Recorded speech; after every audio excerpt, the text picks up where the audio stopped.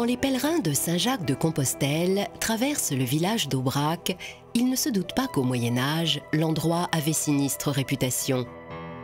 Les attaques de brigands étaient fréquentes et si le brouillard et le froid ralentissaient la marche, la traversée du plateau pouvait devenir terrifiante.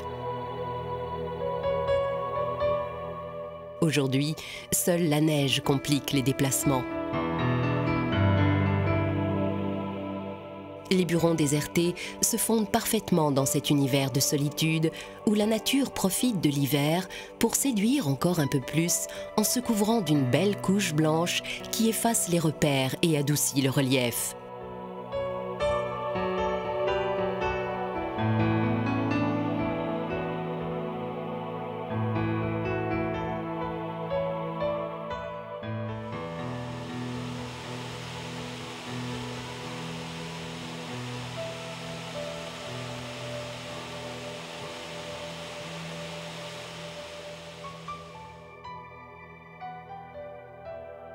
Le climat est rude, mais la mésange charbonnière semble plutôt s'amuser de tous ces flocons qui vont et viennent en chatouillant ses plumes avant de recouvrir délicatement les branches.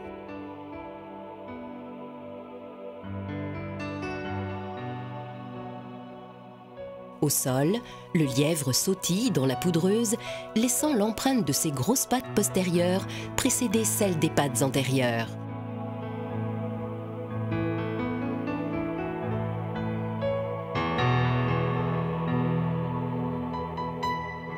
Le cerf solitaire, lui, marque nettement son passage, mais le suivre sur ce terrain est complètement illusoire.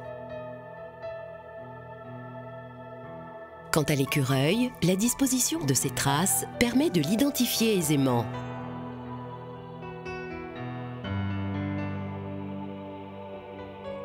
Les rigueurs de l'hiver paraissent avoir éliminé la flore du paysage. Pendant plusieurs mois, le végétal sommeille, mais dès que la température se radoucit, les fleurs les plus précoces s'épanouissent, quitte à affronter la dernière couche neigeuse.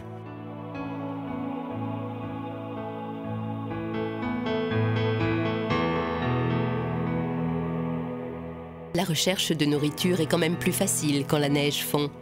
Les vers de terre sont à portée de bec et le rouge-gorge peut enfin prendre son temps pour rechercher sa nourriture.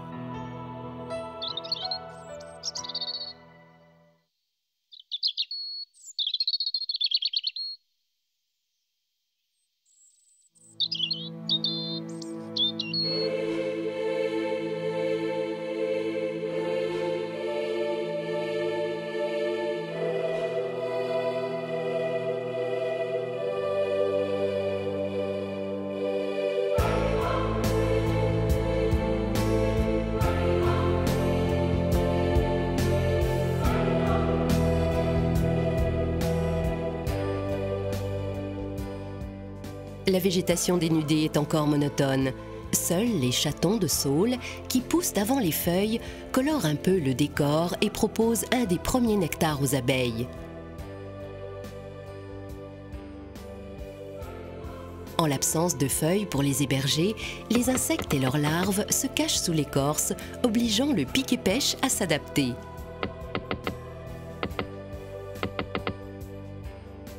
Sa cousine, la citelle, n'a rien à lui envier et se montre encore plus rapide.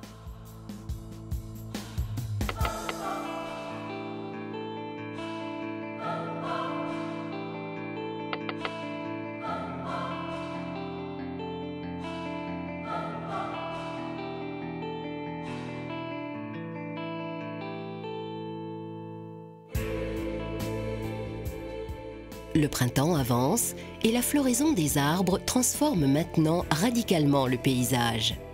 De nombreuses sources de pollen et de nectar apparaissent. Les abeilles vont pouvoir enfin reconstituer les réserves de la ruche pour nourrir les larves et la reine. Les énormes pelotes de pollen sur les pattes en témoignent.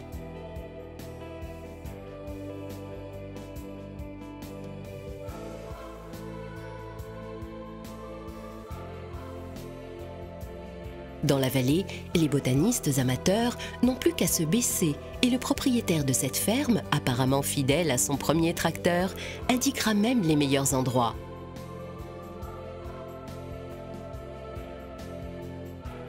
Le perce-neige est déjà là, confirmant, s'il en était besoin, la fin de l'hiver. Plus loin pousse la pulmonaire, dont les taches sur les feuilles rappellent tellement les lésions tuberculeuses sur les poumons qu'on la croyait jadis efficace pour traiter cette maladie. Au premier chant du coucou surgit la primevère officinale, d'où son surnom bien connu de coucou et non pas fleur de coucou, attribué lui au lychnis fréquent dans les prés humides. Que dire de la petite pervenche aux nombreuses propriétés médicinales et au bleu si caractéristique?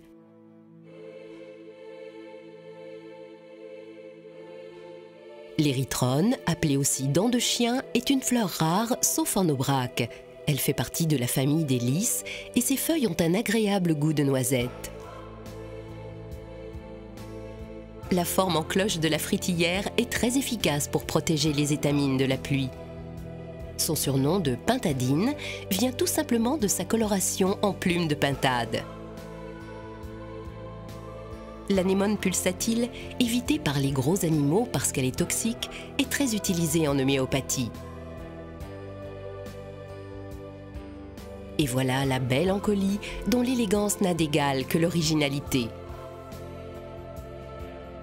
L'asphodèle, appréciée des poètes, était une fleur sacrée de la mythologie grecque et romaine où elle représentait l'emblème de la résurrection. Enfin, n'oublions pas la narcisse, très abondante en Aubrac, ramassée au râteau pour être expédiée dans les usines de parfums. Cependant, si toutes les fleurs rivalisent de beauté avec leurs belles couleurs et leurs dessins extrêmement variés, si elles dégagent du parfum et sécrètent même une substance sucrée appelée nectar, ce n'est pas sans raison. Pour que les fleurs se reproduisent, il faut que les grains de pollen passent de l'une à l'autre. Et comme le vent ne suffit pas toujours, la meilleure solution est d'utiliser les insectes. Alors, pour les attirer, chacune a son secret. La sauge, par exemple, oblige le bourdon à aller chercher le nectar au fond de la corolle. Au passage, l'étamine se replie sur son dos et le voilà affublé de nombreux grains de pollen qu'il transportera sur une autre fleur sans le savoir.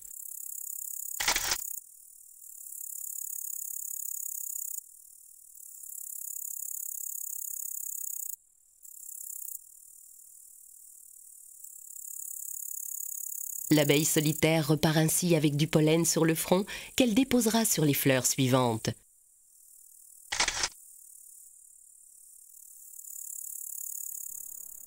Tout le monde y trouve son compte et la coopération est totale.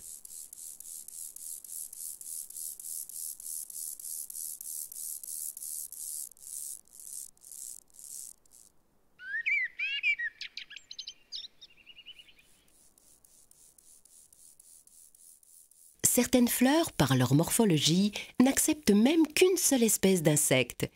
Ici, l'heureux élu est le bombyle, reconnaissable à sa trompe démesurée qu'il utilise comme une seringue. Outre cette particularité anatomique, sa spécialité est de pondre en vol sur les nids de guêpes ou d'abeilles sauvages. À la naissance, ces larves auront ainsi à leur disposition miel et pollen pour achever leur croissance.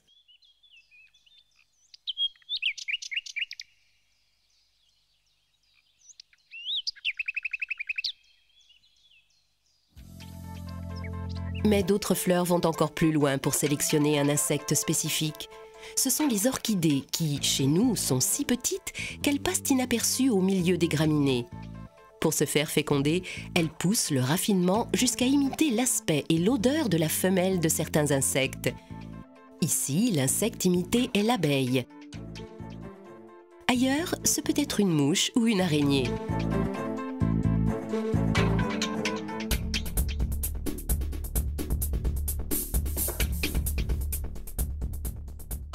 Lorsque l'insecte mâle aperçoit ce qui ressemble à une femelle, il cherche à s'accoupler. Il se pose en réalité sur le pétale inférieur de la fleur et se coiffe aussitôt de sacs remplis de pollen qu'il transportera sur une autre fleur. La plante fait ici preuve de machiavélisme.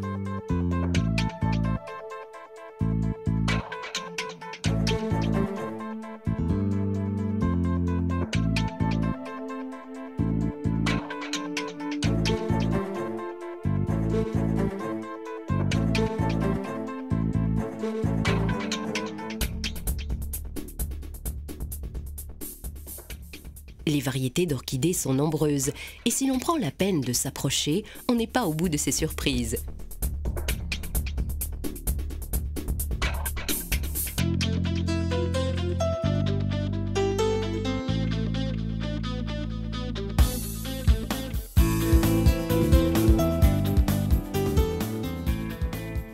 Le sabot de Vénus, considéré comme la plus belle et la plus rare de France, a quitté jadis le massif d'Aubrac pour se cacher sur les causses voisins.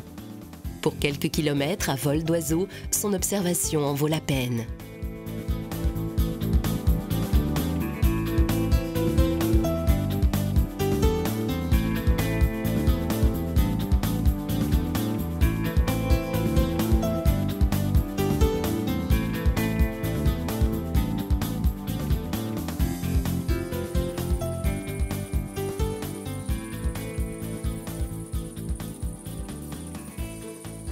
Les couleurs vives ne sont pas l'apanage des fleurs, car les coléoptères ne manquent pas d'originalité dans ce domaine. Ainsi, la cétoine aux reflets irisés, au vol lourd et bruyant, décore la végétation aux heures les plus chaudes de la journée.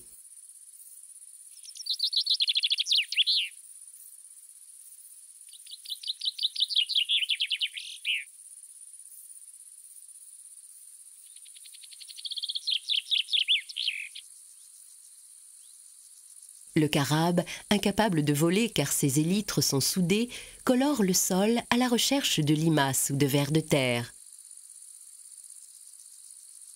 Aussi peu discrète, la coccinelle se goinfre de pucerons et remplit le rôle d'un véritable insecticide naturel.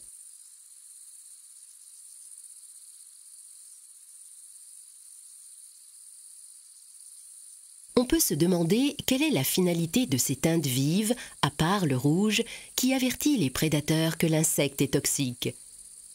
Tous les coléoptères ne sont pas colorés, mais étonnent par d'autres aspects. Ce longicorne, aux antennes démesurées, digère la cellulose de l'écorce des jeunes branches et la larve d'une espèce plus petite peut même détruire les poutres des habitations. Le cerf-volant, lui, ne se nourrit de bois que pendant les 3 ans du stade larvaire. Une fois adulte, il ne s'alimente plus sauf pour se gorger de sève quand il en trouve. Il ne vivra qu'1 mois et passera son temps à affronter d'autres mâles dans des simulacres de combat et à chercher une femelle pour s'accoupler.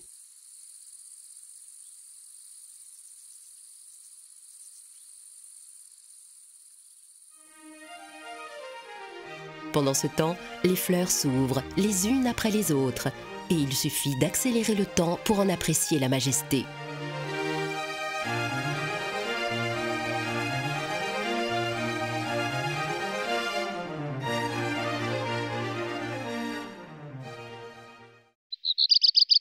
La saison des amours est arrivée.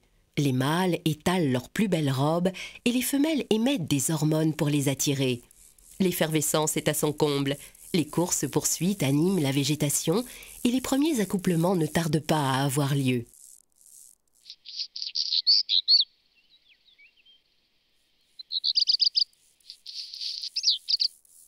Chez les oiseaux, le chant devient plus subtil pour séduire de nouvelles compagnes.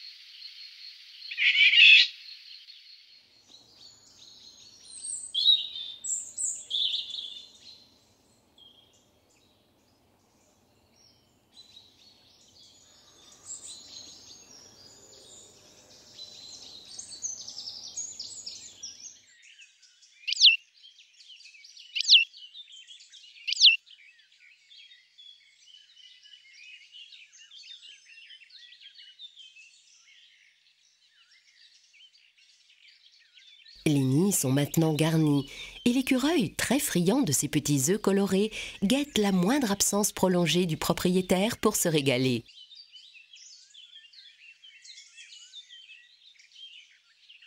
Au pied des arbres et sous les feuilles, d'autres chants plus discrets et répétitifs se font entendre. Mais à quoi ressemblent les auteurs? L'Iphigère frotte inlassablement ses ailes atrophiées en direction de la femelle qui rôde à proximité avec son éperon inoffensif, qu'elle enfoncera dans le sol pour y pondre les œufs.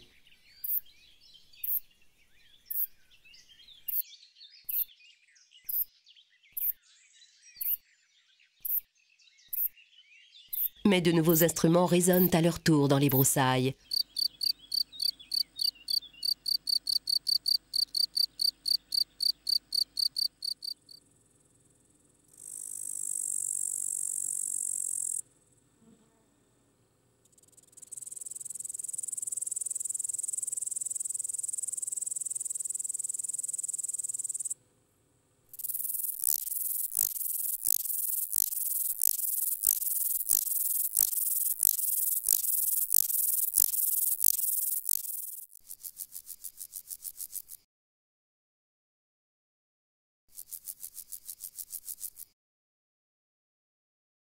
À la tombée du jour, un cri cependant intrigue.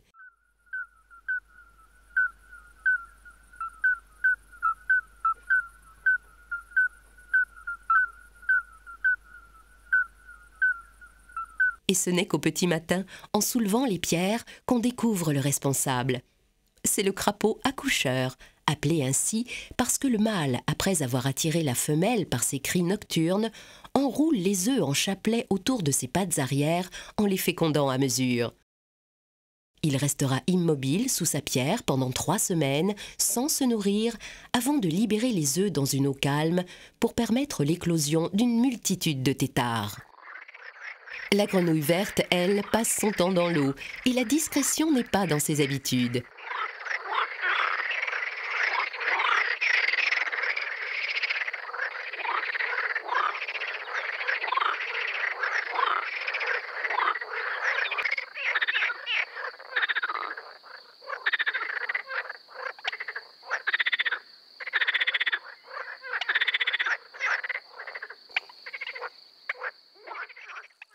L'éphémère, qui ne vit que 2 à 3 jours, quelques heures seulement chez certaines espèces, est une nourriture de choix pour les poissons.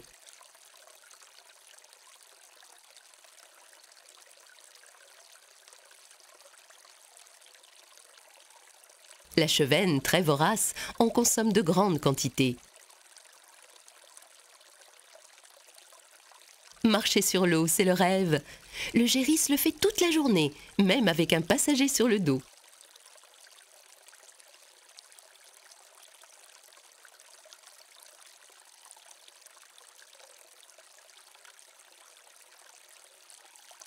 Quel balai de lumière quand l'éclairage s'y prête!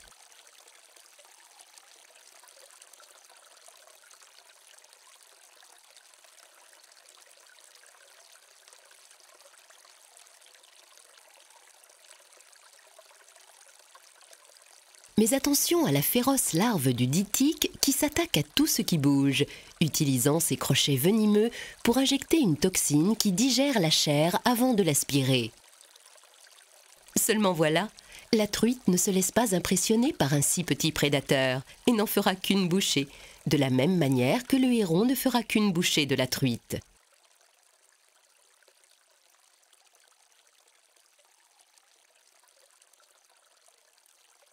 Le martin-pêcheur, lui, court après les petits poissons adaptés à sa taille et surtout à celle de ces 6 ou 7 petits qui l'attendent au fond d'une cavité creusée dans la berge.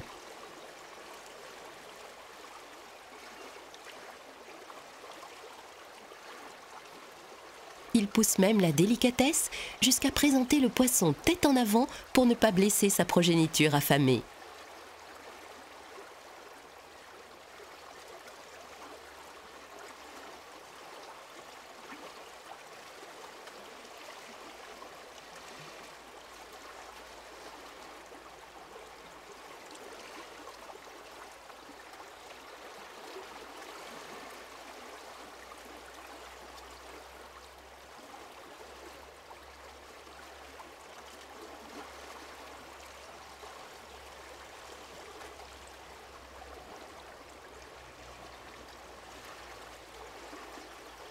L'abondance de poissons attire aussi la couleuvre à collier, à l'aspect menaçant mais totalement inoffensive.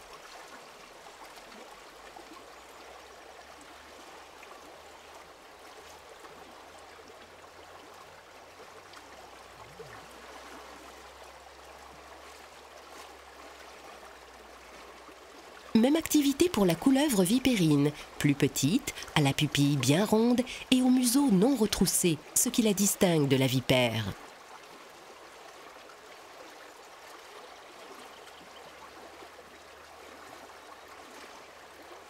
Un voisin la mettrait bien à son menu, mais chasser dans l'eau n'est pas du tout sa spécialité.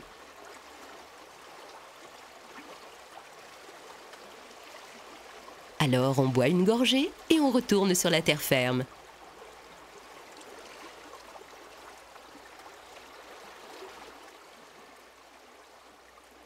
Là, capturer une couleuvre verte et jaune deviendra peut-être à sa portée. Peine perdue, le reptile fait de la résistance et il n'a pas l'intention de servir de repas.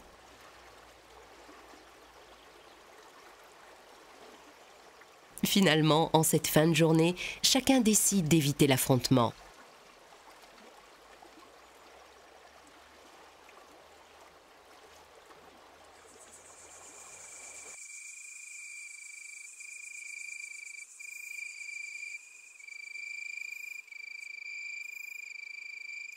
Ce soir, l'absence de lune permet l'observation d'étonnantes petites lumières dans les buissons.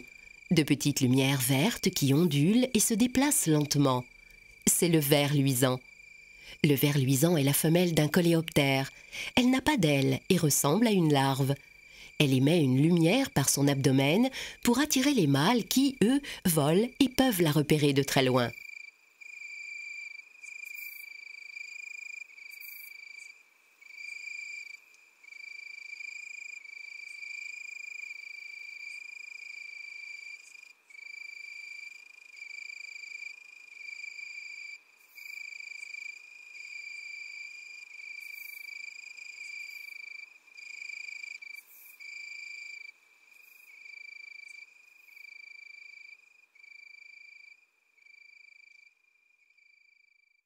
Nouvelle journée, autre paysage. Une lumière douce et diffuse incite à la rêverie.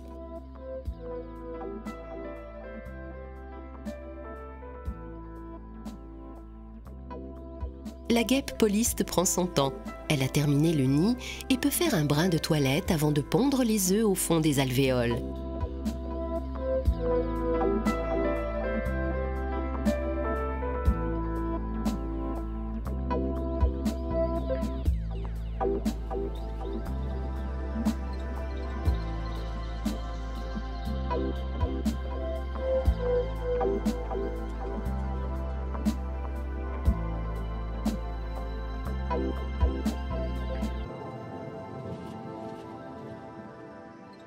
Chez la mouche aussi, l'hygiène est importante avant de continuer à fouiller les matières en décomposition.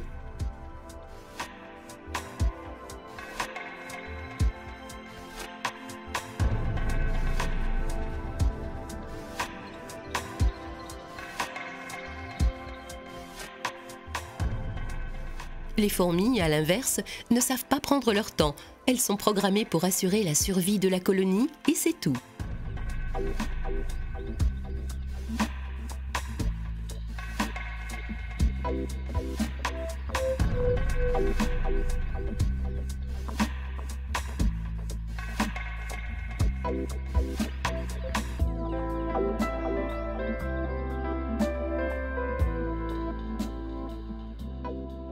La fourmilière peut atteindre des dimensions impressionnantes.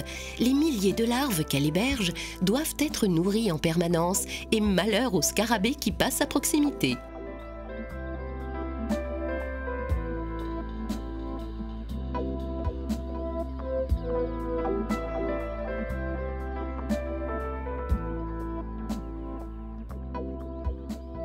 Même vocation collective chez les abeilles. Les seins, fixés sur une branche, protègent la reine en son centre pendant que les ouvrières éclaireuses cherchent une cavité pour installer la colonie.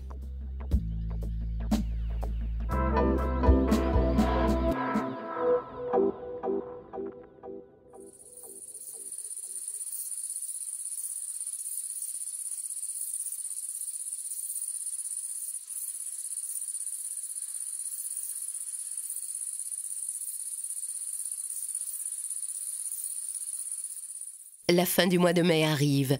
Les pâturages sont abondants et l'herbe pousse à profusion. On peut apercevoir çà et là quelques vaches, mais la plus grande partie du cheptel arrive le dimanche le plus proche du 25 mai pour la fête de la transhumance.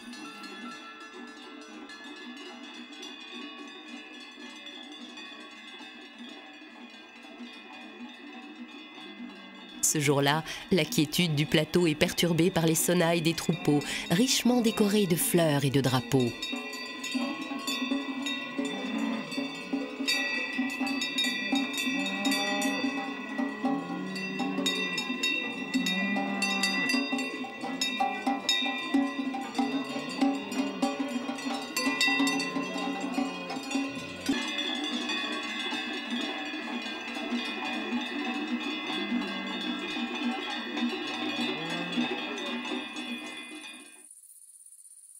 Les champs de Gentiane accueillent maintenant la belle race d'Aubrac qui fournira jusqu'à l'automne prochain le lait pour la fabrication du fromage de l'Aïole.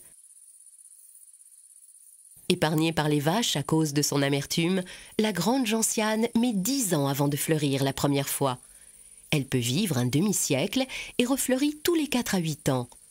Sa racine, autrefois utilisée contre la fièvre et comme fortifiant, est aujourd'hui consommée en boisson apéritive.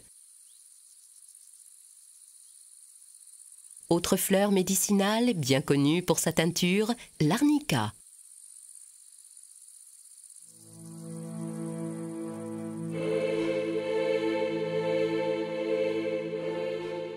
La période des naissances bat son plein.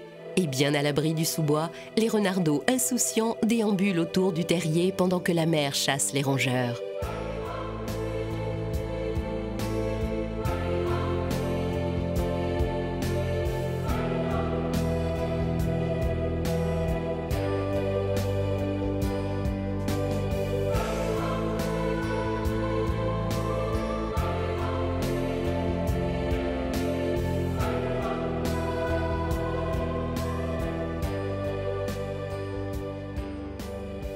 Plus loin, à proximité des sapins, les marcassins turbulents jouent entre les pattes de leur mère.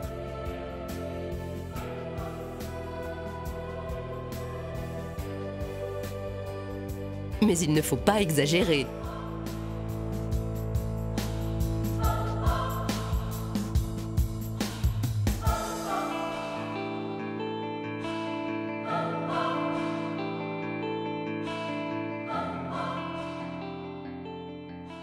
La biche est plus anxieuse pour sa progéniture et elle fait tout ce qu'elle peut pour attirer l'attention sur elle pendant que son faon se dégourdit les pattes avant de s'immobiliser à nouveau dans les herbes et se fondre dans la végétation.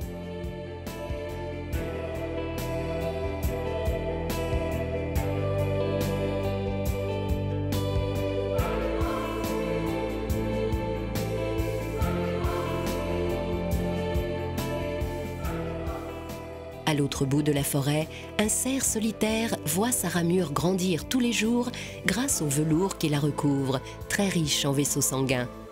Les bois, qui sont tombés en février, auront complètement repoussé à la fin de l'été. Les arbres hébergent maintenant de nombreux oisillons et l'on aperçoit partout les adultes se relayer inlassablement toute la journée pour satisfaire leur énorme appétit. Le pic-et-pêche ne compte plus les va-et-vient.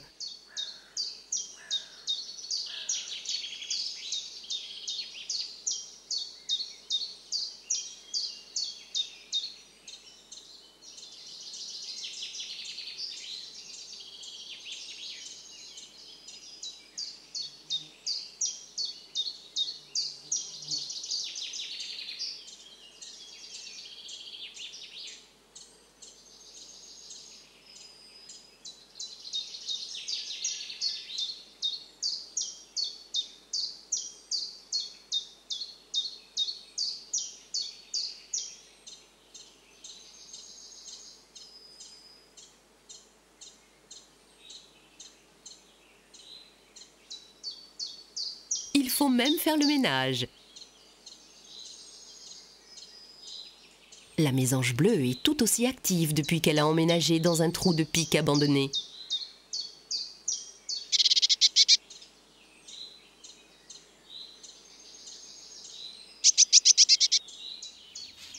Décidément, les trous de pique sont très sollicités.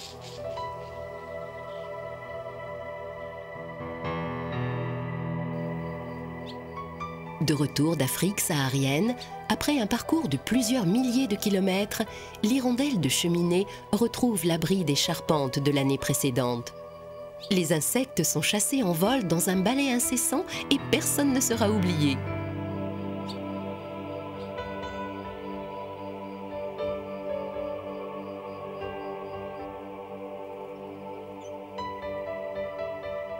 Là aussi, il faut assurer le service d'hygiène.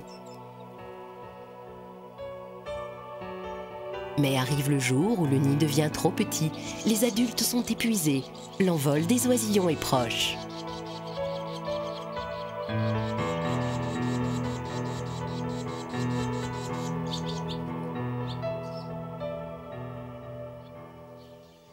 La huppe, elle aussi, revient d'Afrique. La femelle va bientôt pondre et elle doit prendre des forces. C'est pourquoi le mâle lui apporte généreusement un supplément de nourriture.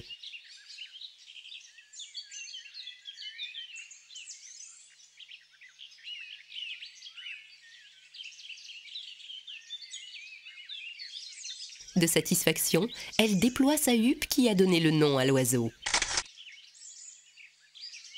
Les chenilles sont une aubaine pour les oiseaux. On les trouve partout, au sol, dans les arbres, sur les fleurs. Elles paraissent très vulnérables. Alors comment font-elles pour ne pas être décimées d'une année sur l'autre? Les stratégies de survie sont variées, à commencer par le nombre. Certaines espèces envahissent les arbustes et se protègent la nuit dans des cocons.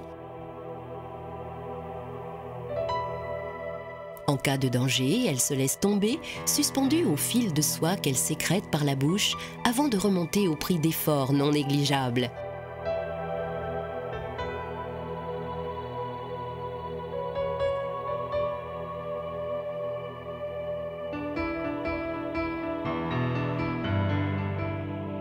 L'immobilité est aussi très efficace, étant donné que la plupart des prédateurs sont incapables d'identifier une proie qui ne bouge pas.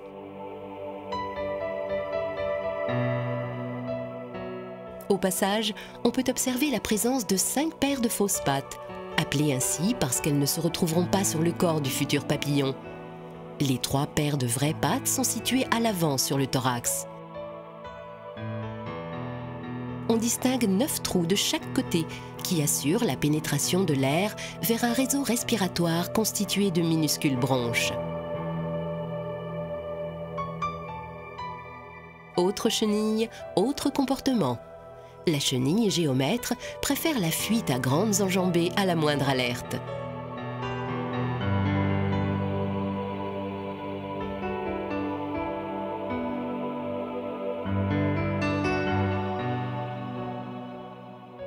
Se confondre avec le milieu environnant est une excellente méthode.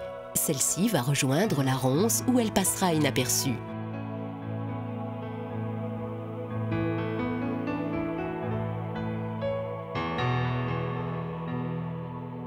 Et que dire de celle-là qui se confectionne un fourreau de débris végétaux et le transporte pour s'y cacher à la moindre alerte?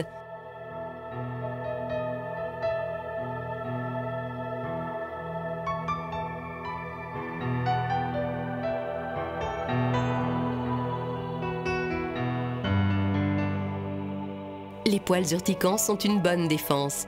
Gare aux démangeaisons et à l'urticaire parfois très important qui peut durer plusieurs jours. Les chenilles processionnaires qui se déplacent en file indienne sont d'ailleurs délaissées par les oiseaux. Seuls les sangliers, connus pour manger n'importe quoi, s'en nourrissent à l'occasion.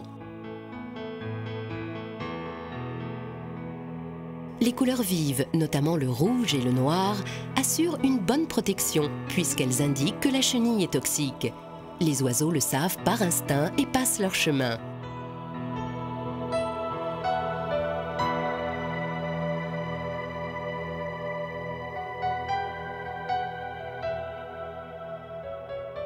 La diversité des dessins est infinie, la palette des couleurs aussi.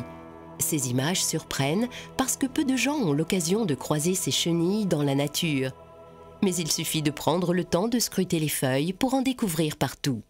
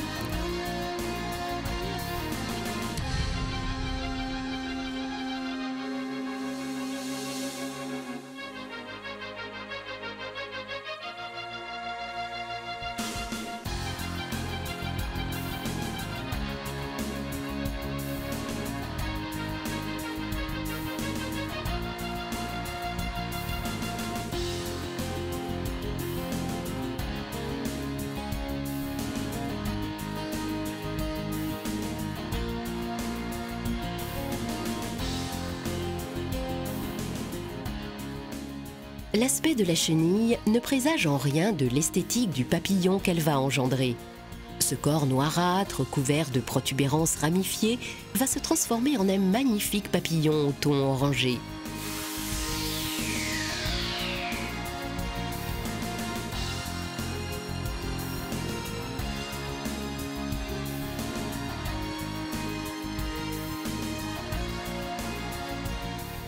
Celle-ci va perdre sa peau sombre et tristement banale pour donner naissance au grand pan de jour.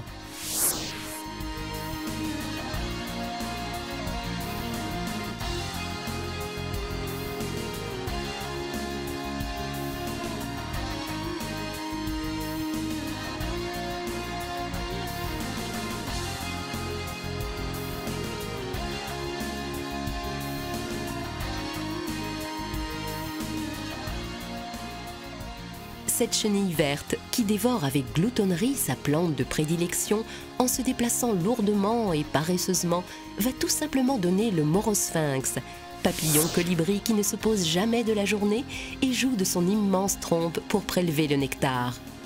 En fin d'été, il partira vers l'Afrique, à des milliers de kilomètres de là, toujours sans se poser.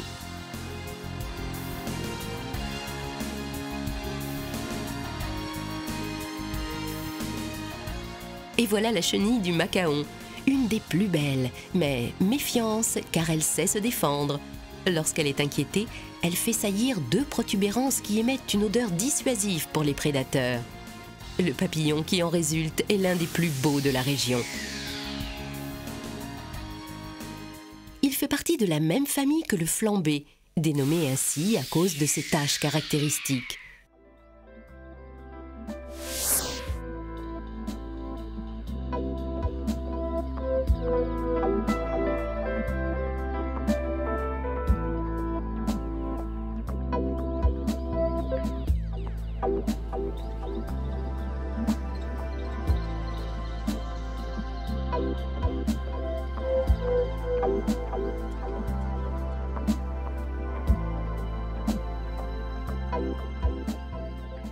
Le grand Mars changeant, le Sylvain azuré, autant de noms poétiques pour décrire ces merveilles de la nature. L'écaille chinée, très occupée à prélever le nectar, étale son beau manteau réticulé, prête à l'écarter brusquement pour effrayer les prédateurs en montrant ses ailes postérieures rouge vif.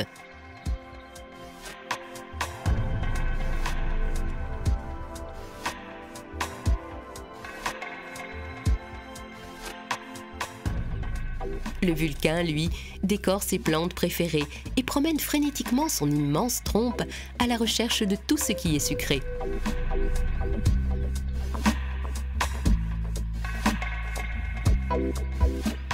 Une fois rassasié, il prend le temps de replier délicatement le matériel comme un tuyau d'arrosage.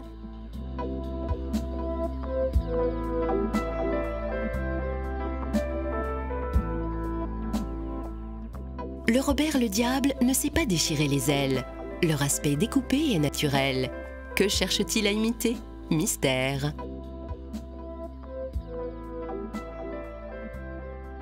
Ainsi se succèdent les taches de couleur, comme pour concurrencer les fleurs dans une escalade à la beauté.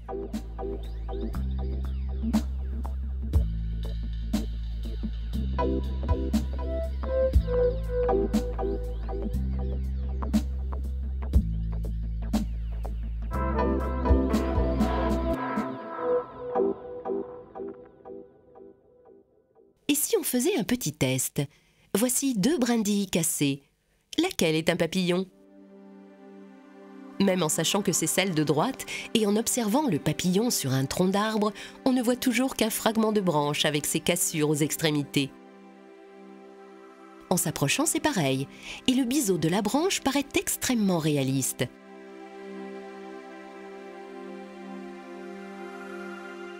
Il faudra attendre le déploiement des ailes pour enfin comprendre le subterfuge et découvrir l'incroyable camouflage adopté par ce papillon de nuit pour ne pas être repéré dans la journée. Il va même pousser le perfectionnisme jusqu'à se superposer sur une plaque de lichen identique à ses ailes.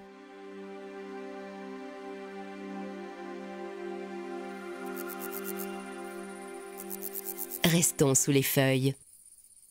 À l'image du reste du monde animal, l'activité principale des insectes reste bien sûr la recherche de nourriture.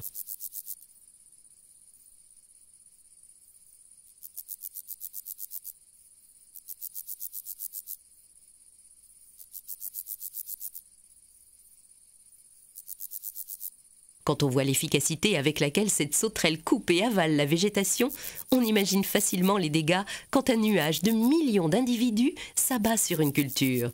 Mais tout n'est pas si rose non plus chez les sauterelles, et le moindre faux pas peut être fatal. Car l'Argiope faciée veille.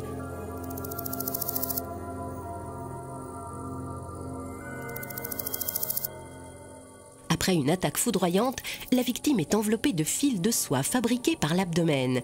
Puis elle est paralysée par le venin et conservée vivante.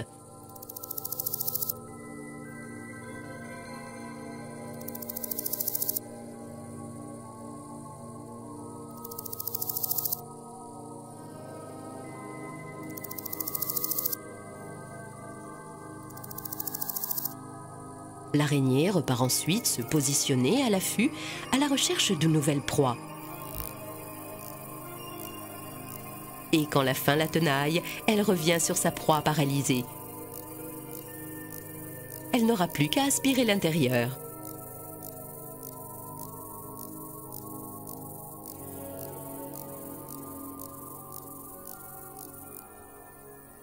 La Tomise, elle, n'utilise pas de toile et attend patiemment au milieu de sa fleur l'atterrissage de son repas préféré.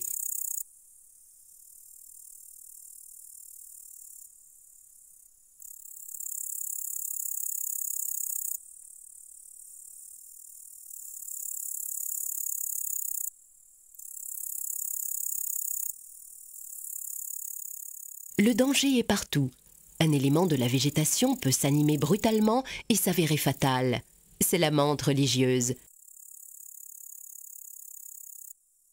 Elle ne fait pas de sentiments et tout ce qui bouge est bon à prendre.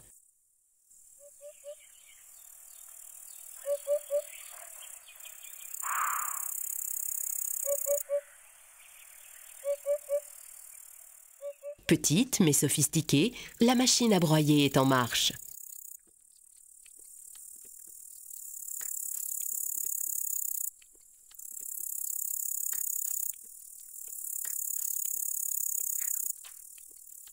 Les feuilles sont dévorées par la sauterelle. La sauterelle par la menthe religieuse. Et la menthe religieuse, par qui? Par le lézard vert. À le voir se déplacer de manière autoritaire, il donne l'impression de ne craindre personne. Mais déjà, ses dernières minutes sont comptées.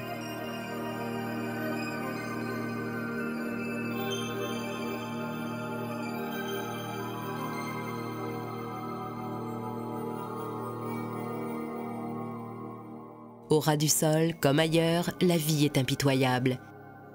Ici, la punaise réduve domine la situation. Mais pour combien de temps?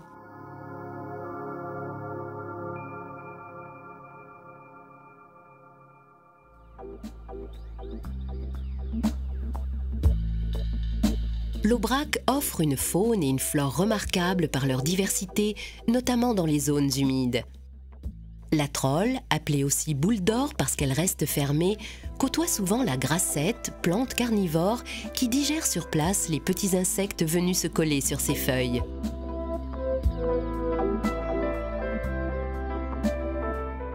Par endroits, le terrain en forme de cuvette retient l'eau grâce à la présence de mousse. Ce sont les tourbières. Là, c'est le domaine privilégié de la drosera, autre plante carnivore qui piège les insectes avec ses poils gluants pour en extraire l'azote qu'elle ne trouve pas dans le sol.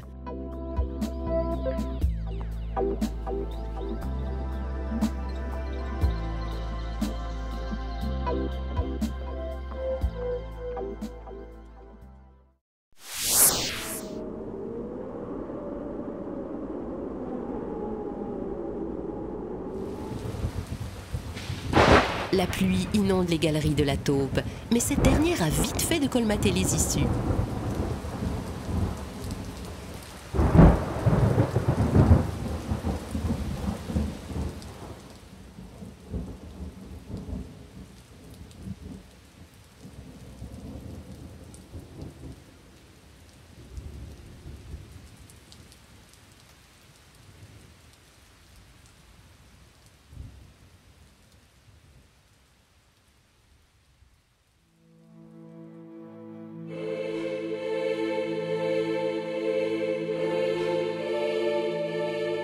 La réapparition du soleil réveille la nature et redonne des forces, mais dessèche la peau de la salamandre qui s'empresse de rechercher un abri humide.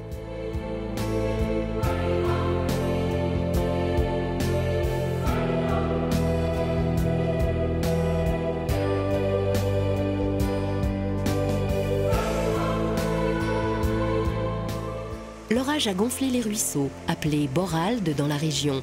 Les bois de hêtres résonnent partout du grondement de petites cascades. La faune et la flore trouvent là un milieu extrêmement favorable pour se développer.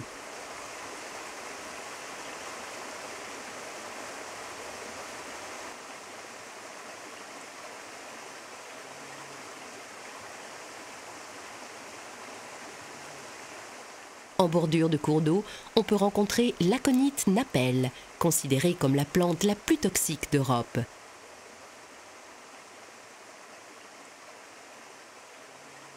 Facilement reconnaissable à ses fleurs en forme de casque, toute la plante est vénéneuse, ce qui n'empêche pas le bourdon de la butiner.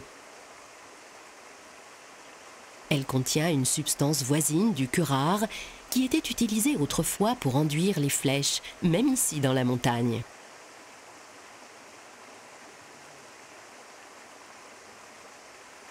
De la même espèce et tout aussi toxique, l'aconite du loup est appelée ainsi parce que sa racine servait à confectionner des appâts empoisonnés pour les loups.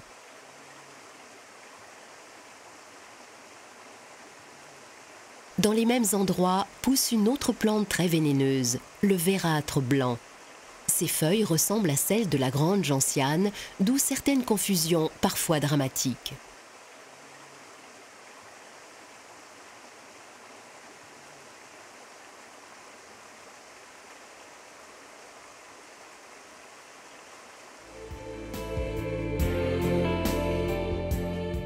Pour continuer avec les plantes dangereuses, signalons le sceau de Salomon aux fruits responsables de graves intoxications et la belle digitale qui a permis de découvrir la digitaline et rendu des services énormes en cardiologie.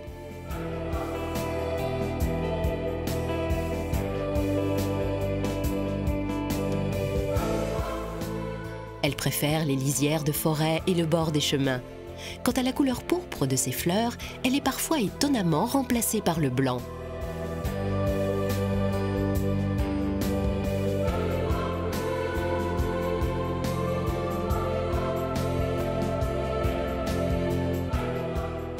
Pas moins de 1200 espèces de plantes ont été recensées sur le massif d'Aubrac. Une telle diversité est le résultat de la présence d'un sous-sol extrêmement varié, à la fois volcanique et sédimentaire, d'une succession de climats différents suivant l'altitude et d'une bonne répartition des pâturages et des forêts.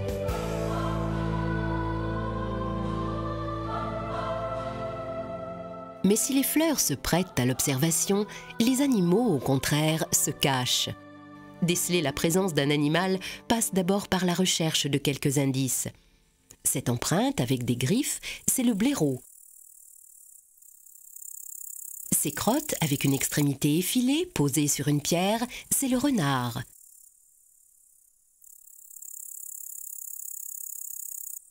Quant à ces agglomérats de petites boulettes, c'est le cerf.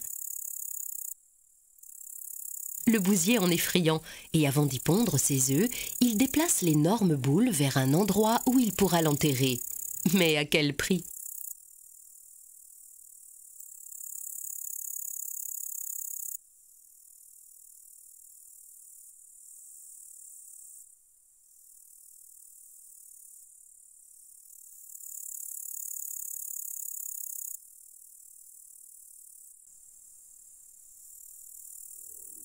Il est quand même beaucoup plus facile d'approcher les animaux lorsqu'ils sont préoccupés à se courir après en période d'activité sexuelle. Si, en plus, ils signalent leur position par des cris puissants, l'observation en est grandement facilitée. C'est le cas des cerfs en automne au moment du rut.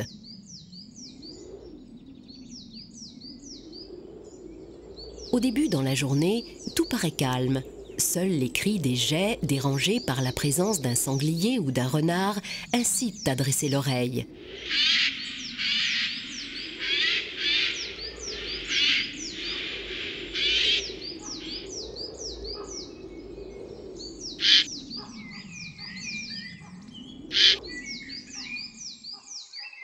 Quelques biches, suivies de jeunes, sortent du bois pour profiter de l'herbe grasse des clairières.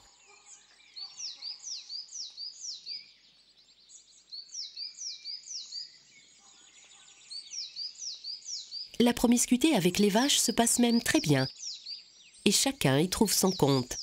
Mais au coucher du soleil, des silhouettes s'animent. La tension monte, des hardes se forment aux quatre coins de la forêt. Le brame commence.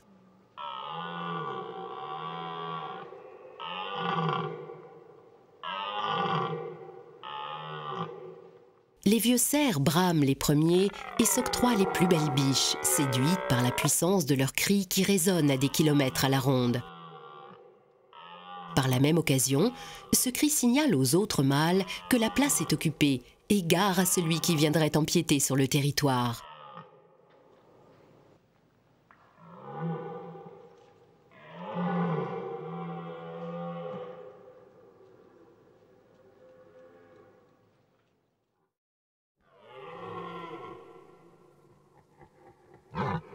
Les biches ne sont fécondables que pendant quelques heures au cours de la période du rut, et en attendant que survienne ce bref moment des chaleurs où elles accepteront les avances du mâle, ce dernier s'épuise à longueur de journée pour ramener celles qui s'éloignent et repousser les nombreux prétendants prêts à tout pour le supplanter.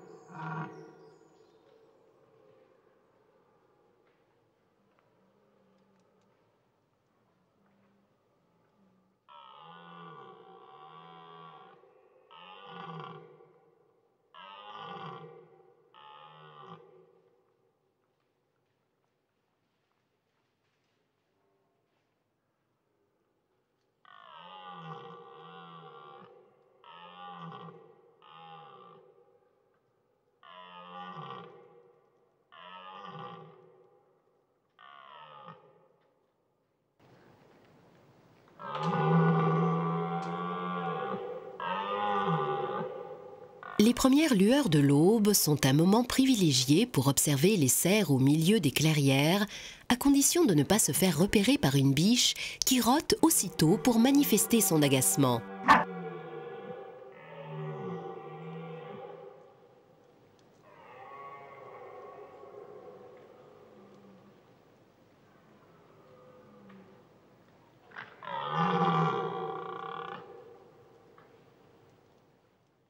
Mais quand le jour s'amplifie, tout le monde regagne le sous-bois sous l'étroite surveillance du maître des lieux qui n'entend pas laisser filer ses biches chez le concurrent.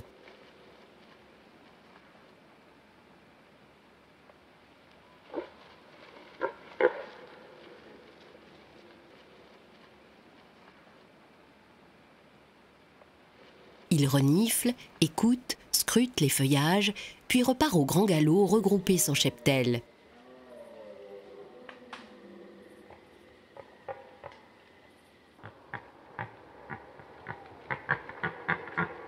Le concurrent, lui, observe et attend son heure.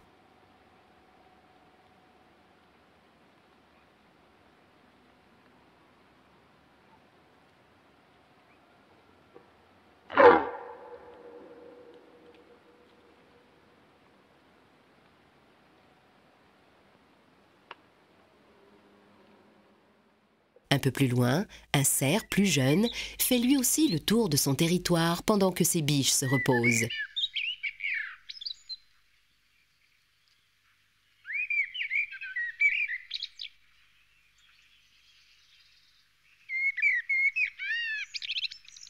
La matinée sera calme. Aucun brame ne sera entendu pendant plusieurs heures, peut-être même toute la journée, sans que l'on sache pourquoi. Ce calme transitoire favorise l'observation du milieu environnant, notamment botanique. La beauté de l'Amanite tumouche ne laisse pas indifférent.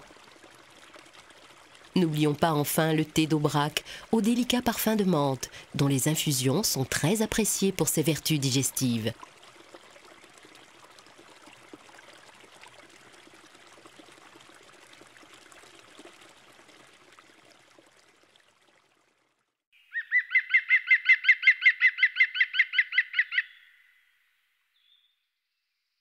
Après une nuit tranquille, trop tranquille, une ambiance électrique règne dans la montagne. Les vaches sont nerveuses, une ramure se frotte avec frénésie contre les branches. Et puis soudain, un défi est lancé.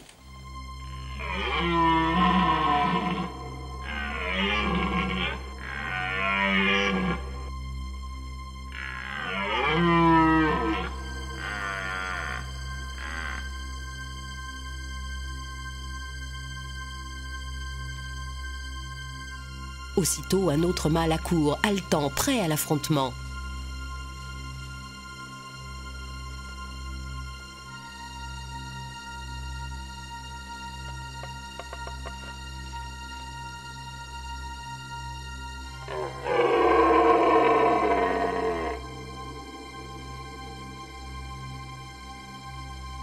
Puis c'est au tour d'un troisième.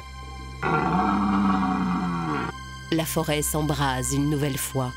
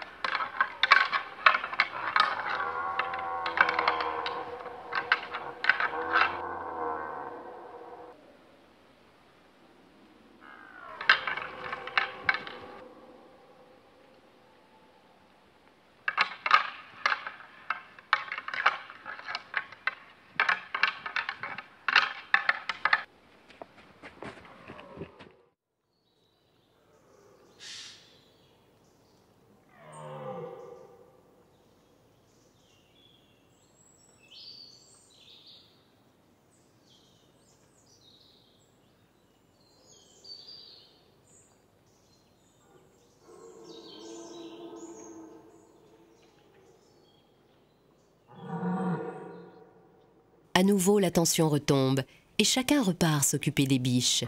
Mais le chef de harde se heurte toujours au même problème. Comment faire coïncider ses pulsions avec celles des femelles ?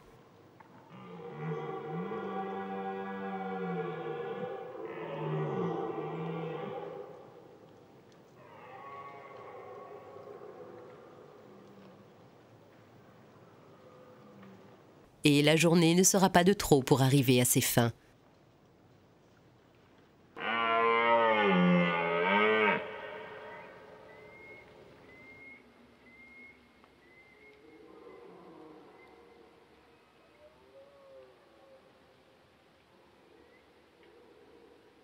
Malheureusement, à la faveur du crépuscule, les rivaux se rapprochent dangereusement. Une nouvelle fois, la nuit s'annonce particulièrement éprouvante.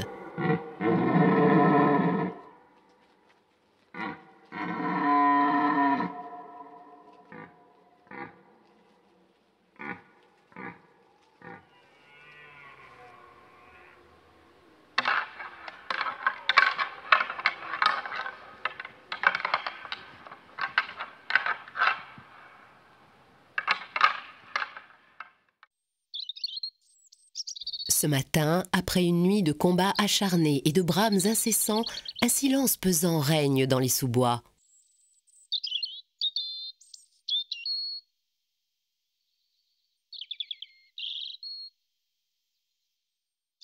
Ce jeune cerf n'avait pas la maturité cette année pour participer aux rutes, mais il est inquiet comme un vieux mâle. Au moindre bruit suspect, il se met en arrêt, dans une immobilité absolue. Puis repart on ne sait où, à travers les forêts.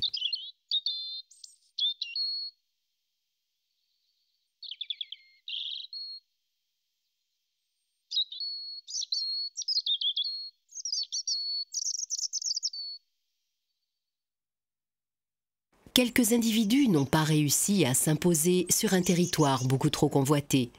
Cette année, ils se côtoient, mais à l'automne prochain, ils combattront peut-être l'un contre l'autre.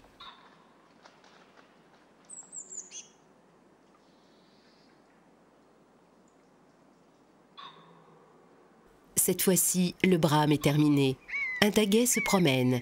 Il n'a qu'1 an, mais sait déjà utiliser tous ses sens pour repérer le danger. Un peu plus loin, 2 de ses aînés occupent leur journée en jouant aux adultes dans des simulacres de combat.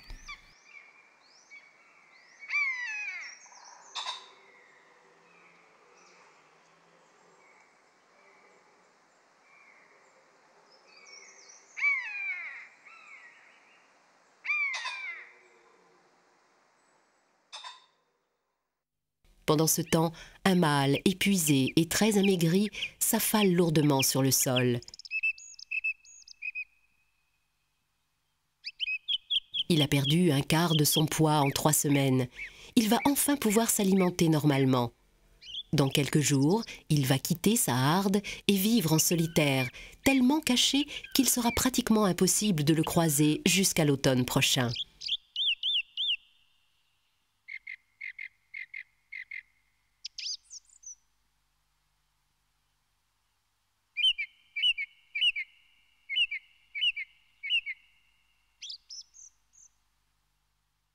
Il laisse derrière lui quelques arbres écorcés et lacérés, témoins d'une excitation incroyable.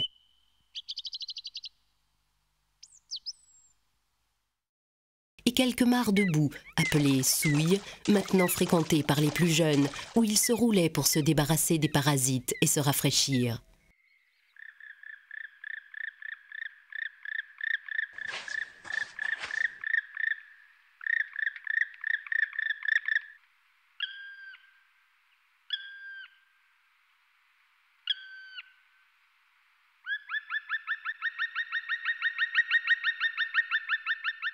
Le calme revenu, une compagnie de jeunes sangliers, encadrés par 2 laids adultes, arpente la forêt à grand bruit de branches cassées.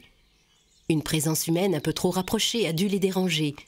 Pendant la fuite, une vieille femelle surveille les arrières pendant que l'autre dirige les déplacements du groupe. Rien n'est laissé au hasard.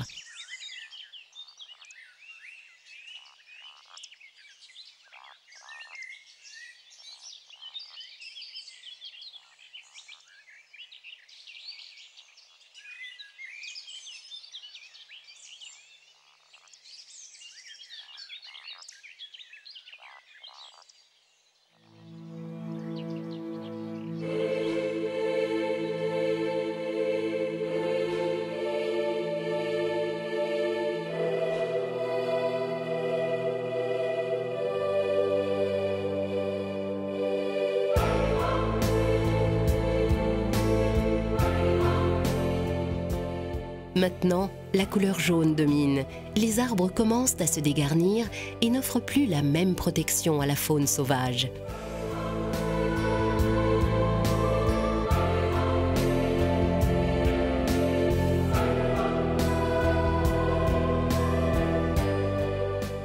La forêt n'est plus qu'une palette de couleurs, et si l'on attend le soir que le ciel s'embrase, la sensation de se fondre dans la nature mérite le détour.